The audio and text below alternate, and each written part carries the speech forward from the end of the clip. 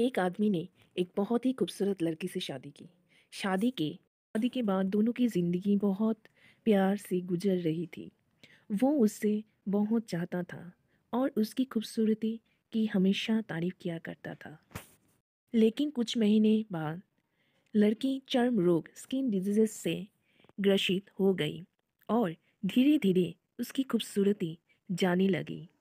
खुद को इस तरह देख उसके मन में डर समाने लगा कि यदि वो बदसूरत हो गई तो उसका पति उसे नफरत करने लगेगा और वो उसकी नफरत बर्दाश्त नहीं कर पाएगी।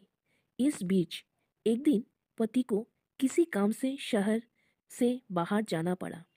काम खत्म कर जब वो घर वापस लौट रहा था, उसका एक्सीडेंट हो गया। एक्सीडेंट में उसने अपनी दोनों आंखें खो दी, लेकिन इसके बावजूद भी उन दोनों की जिंदगी सामान्य तरीके से आगे बढ़ती रही। समय गुजरता रहा और अपने चर्म रोग के कारण लड़की ने अपनी खूबसूरती पूरी तरह गंवा दी। वो बदसूरत हो गई, लेकिन अंधे पति को इस बारे में कुछ भी पता नहीं था। लेकिन इसीलिए इसका उनके खुशहाल विवाहित जीवन पर कोई प्रभाव नहीं पड़ा। वो उसे उसी तरह प्यार करता रहा। एक दिन उस लड़की की मौत हो गई। पति अब अकेला हो गया था।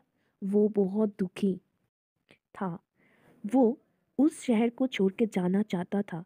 उसने अंतिम संस्कार की सारी क्रिया विधि पूर्ण की और शहर छोड़कर जाने लगा। तभी एक आदमी ने पीछे से उसे पुकारा और पास आकर कहा, अब तुम बिना सहारे के अकेले कैसे चल पाओगे? इतने साल तो तुम्हारी पत्नी तुम्हारी मदद क्या करती थी।